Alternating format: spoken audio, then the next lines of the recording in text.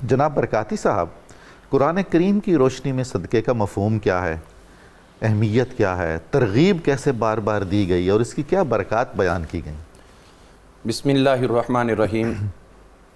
قال اللہ تبارک و تعالی فی الکلام المجید والفرقان الحمید، خذ من اموالہم صدقۃ تطہرہم وتزکیہم بہا وصلی علیہم، صدق اللہ العظیم۔ سبحان اللہ۔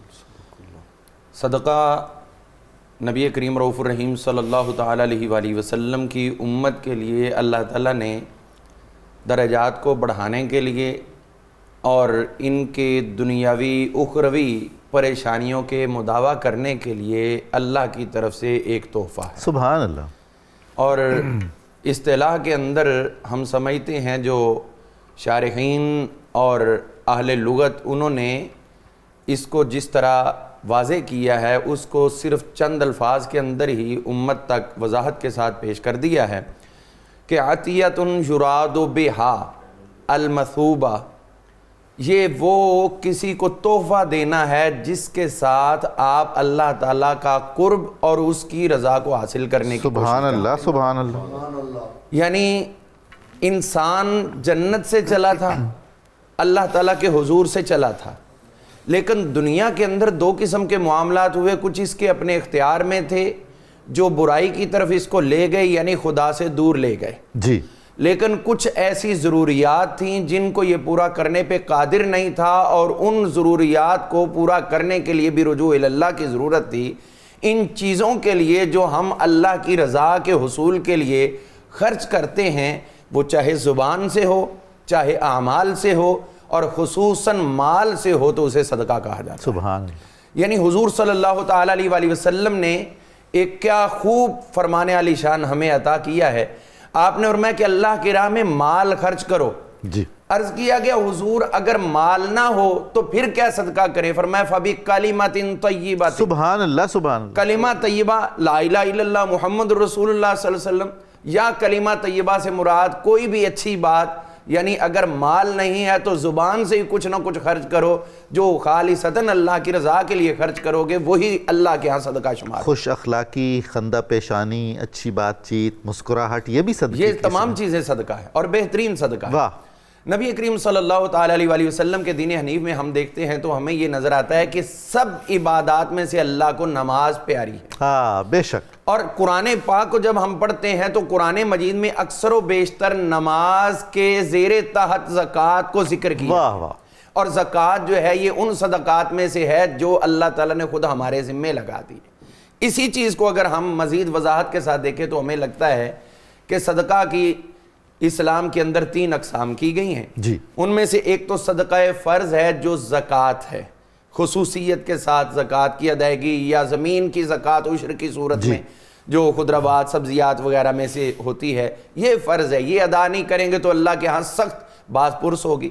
دوسرا صدقات واجبات ہیں، ان میں ایک نظر معین ہے، یعنی وہ عبادت جو ہمارے ذمے نہیں تھی اور ہم نے اس کو اپنے ذمے لے لیا، یعنی کوئی منت مان لی، تو یہ چیز جو ہے یہ بھی اب انسان کے اوپر لازم ہو گئی، اور ایون کہ اگر وہ زندگی میں ادا نہیں کر سکا تو اس کے ورثاء پر لازم ہے کہ پھر اس کو وہ ادا کرے۔ اللہ اللہ اللہ۔ تو اب ہم دیکھتے ہیں کہ یہ 2 چیزوں میں آ گئی، انہی میں جو ہے وہ صدقہ فطر بھی شامل ہے، انہی میں قربانی کرنا بھی شامل ہے، یہ واجبات کی فہرست میں آ گئے، اور ان دونوں فہرستوں کے علاوہ جو بھی اللہ کی راہ میں خرچ کریں گے وہ سارے کا سارا صدقات نافلہ کے اندر جائے گا۔ اچھا، تو چاہے وہ آپ اپنے، یہاں تک کہ حضور صلی اللہ علیہ وآلہ وسلم نے فرما دیا کہ جو کھانا کھلانا تو ہے، ذمے تو ہے اپنے اہل و عیال کو کھلانا، لیکن اللہ کا حکم سمجھ کے کھلاؤ گے تو اپنی بیوی کو بھی جو لقمہ کھلا رہے ہو اللہ تعالیٰ کے ہاں یہ بھی صدقہ شمار ہوتا ہے۔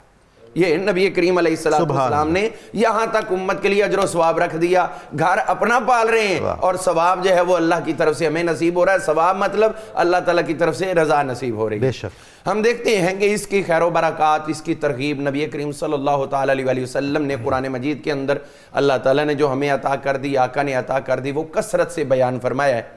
وہ جو فرمایا گیا کہ حق ہے تمہارے مالوں میں جی وہ للسائل حق، ہاں یہ سوال کرنے والے کا والمحروم، اللہ نے حق رکھ دیا ہے، حد کمال تو اسی لیے آرڈر دیا نا وَأَقِیمُوا الصَّلَاةَ وَآتُوا الزَّکَاةَ، اور اس مفہوم میں 3 مسلسل مقامات پر اللہ تعالیٰ نے آیات کے ذریعے حکم دیا نماز قائم کرو اور زکوٰۃ ادا کرو۔ جی یہ قرآن پاک نے کیا خوب امتزاج دیا ہے کہ زکوٰۃ ماتحت کر دی گئی ہے نماز کے، اگرچہ یہ اللہ کی عبادت ہے اور وہ اللہ کی عبادت ہے۔ اچھا اس میں دیکھیے نا کہ ایک کا تعلق وہ سرتاج حقوق اللہ ہے جی بے شک، اور یہ سرتاج حقوق العباد حقوق العباد ہے۔ تو اسی لیے یہی تو فرق بتانا ہے نا کہ حقوق اللہ اور حقوق العباد الگ الگ نہیں ہوا کرتے، یہ دونوں اچھے، اس طریقے سے ان میں اچھائی پیدا کرو کہ امتزاج نظر آئے، جیسے 2 آنکھیں ہوتی ہیں لیکن دیکھتی ایک ہی چیز ہے، تو حقوق اللہ کو ادا کرو، حقوق العباد کو ادا کرو، دونوں سے منشا و مقصد تمہارا اللہ کی رضا۔ سبحان اللہ، سبحان اللہ۔ نبی کریم صلی اللہ تعالی علیہ وآلہ وسلم نے اسی لیے ہمیں بار بار اس طرح متوجہ کیا، اور قرآن مجید نے فرمایا وَأَنفِقُوا فِي سَبِيلِ اللَّهِ وَلَا تُلْقُوا أَيْدِيَكُمْ إِلَى التَّهْلُكَةِ، تم اللہ کی راہ میں خرچ کرو، خود کو ہلاکت میں نہ ڈالو، مطلب کہ خدا کی راہ میں خرچ کرنا چھوڑ دو گے تو کسی کا نقصان نہیں، یہ اپنا کر لے۔ اللہ اللہ، اس قدر اسلام نے ہمیں اس بارے میں ترغیب عطا کر دی ہے، خرچ کرنے میں ترغیب ہے اور نہ کرنے میں ترغیب ہے کہ نہیں کرو گے تو تم برباد ہو جاؤ گے۔ کیا کوئی قرآن کریم نے یہ بھی فرمایا ہے کہ مال کے ذریعے بھی جہاد کوئی ہوتا ہے؟ جی یہ جہاد بالمال ہی کی اقسام میں سے ہے، تو جہاد بالمال جو ہے وہ تو اسلام کا ایک وہ حسین امتزاج ہے۔ ساری دنیا کے اندر چیریٹی ہوتی ہے، ساری دنیا اس طرح کے معاملات کرتی ہیں، لیکن وہ دنیا والے دنیا کو خوش کرنے کے لیے اور یہ دین والے صرف خدا کو خوش کرنے کے لیے، اور اس کی خیر و برکات کی طرف میں متوجہ آپ کو ایک آیت کے ذریعے کرنا چاہوں گا۔ اللہ تعالیٰ فرماتا ہے خُذْ مِنْ أَمْوَالِهِمْ صَدَقَةً، اے محبوب ان کے مالوں میں سے صدقہ لیں۔ اور پھر کیا ہوگا، یہ صدقہ صرف یہ نہیں کہ دوسروں کو فائدہ جن کو دے رہے ہیں ان کو ہے، بلکہ تُطَہِّرْهُمْ بِهَا وَتُزَكِّيهِمْ بِهَا، اس کے ساتھ ان کے دل کا بھی تزکیہ ہو جائے گا، ان کے مال کا بھی تزکیہ، اور سب سے بڑا فائدہ کیا ہوگا، جو اللہ کی رضا کے لیے خرچ کرتے ہیں اللہ اپنے محبوب کو حکم دیتا ہے وَصَلِّ عَلَيْهِمْ، اے محبوب آپ ان کے لیے دعا فرما۔ سبحان اللہ، یعنی جو آج بھی خرچ کریں گے تو وہ سمجھ لیں کہ محبوب خدا کی دعاؤں کے اندر شامل ہو گئے، تو یہ کتنا آسان نسخہ ہے، راہ خدا میں خرچ کرتے رہو، وہ راضی ہو رہا ہے اور مصطفیٰ کریم کی دعائیں شامل ہیں۔ سبحان اللہ، سبحان اللہ۔